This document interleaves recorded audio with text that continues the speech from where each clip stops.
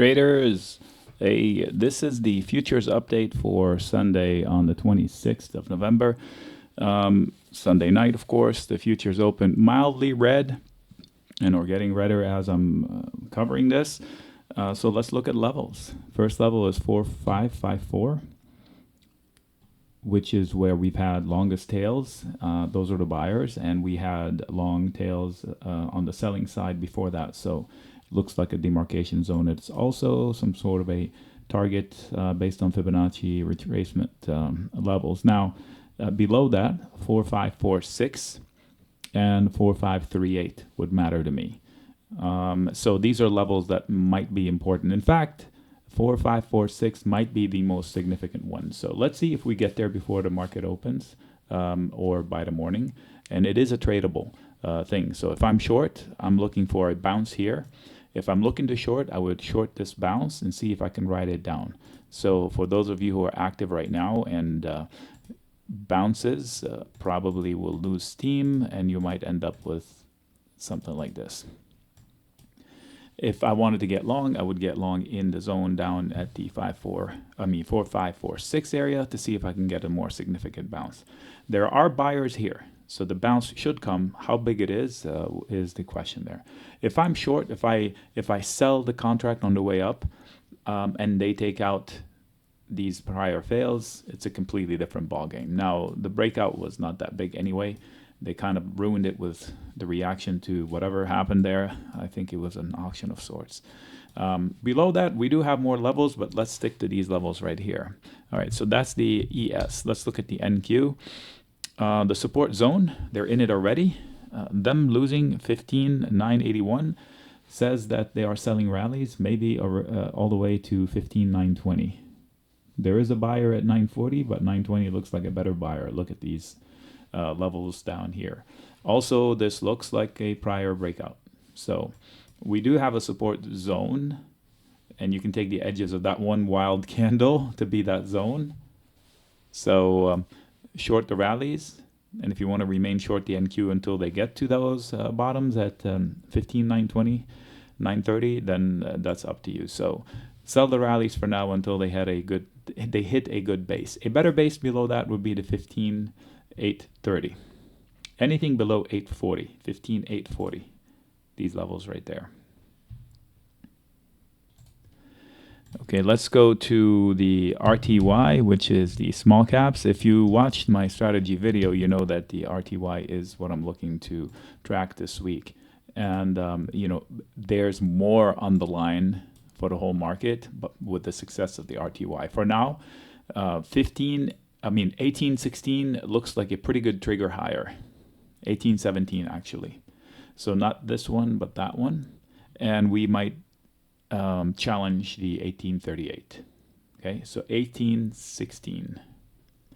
On the downside, we have a pretty nice shelf, which extends through 1795. And if that fails, we have buyers through 1787. In fact, 1785. And below that, we have 1772. So we have one line to bust us out. And maybe overnight, we get one of these or both out of our system, come back, and take this out tomorrow. So maybe this is what happens overnight. They come down here, they chop around here, they fake us out, they come back, take this out, and finish the job that they started last week. That's one path. This is not exact, but I'm saying that maybe this dip overnight will find footing, and if there's no headline by the morning to disrupt the price, then we might get there. The natural order of business right there. Let's go to crude.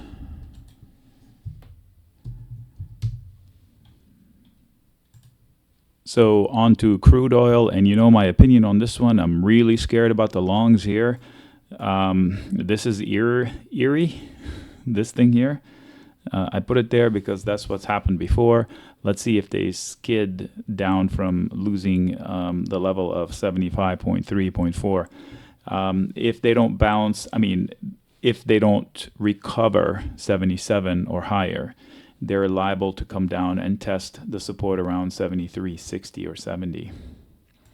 And if we get there, then we're talking about triggering an inverse cup and handle that would surely challenge and maybe lose 72.4. And we'll end up down in this area at 71 and change, which opens the conversation of how low can we go into the 60s. So this is a manipulated product. All it needs is a little headline from Saudi Arabia or something, and boom, off to the races, or Goldman Sachs. Okay, triggers for the upside, 77.1. The better one would be 78.5. I think taking that out, you will get to 82. It looks like it wants lower lows and lower highs. So rally, sold, and maybe it makes a small lower high. I'm leery about this, guy, so be careful with it. It's a different story for gold. Gold futures looking pretty frisky. If they take out current levels, well, actually, they might have a seller at 2006. If they take out 2006, I don't think they can hold them from taking out 2010. And if they take out 2010, 2020, 2022 would be the target.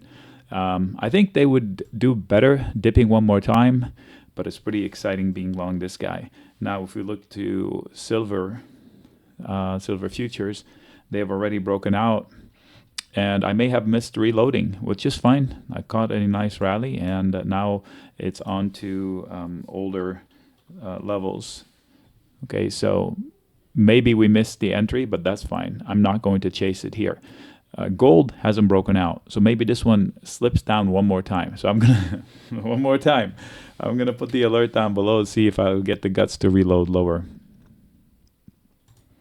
I warned us about Nat Gas having an eerie feeling on it that it's going to lose support, and it did. I don't know how low they want to go. Maybe 2.65, maybe 2.60. Fill the gap down here. So I don't want to be long. This is a sell the rally mode for this guy. This is a very violent ticker. So if you don't know what you're doing, I wouldn't suggest you trade the futures on this one. Or, maybe UNG would be the easier way to do it, but even then it's pretty scary. So my guess is that rallies into 2.85 are going to be met with sellers, and they're going to make a lower low. So be careful being too committed long on this one.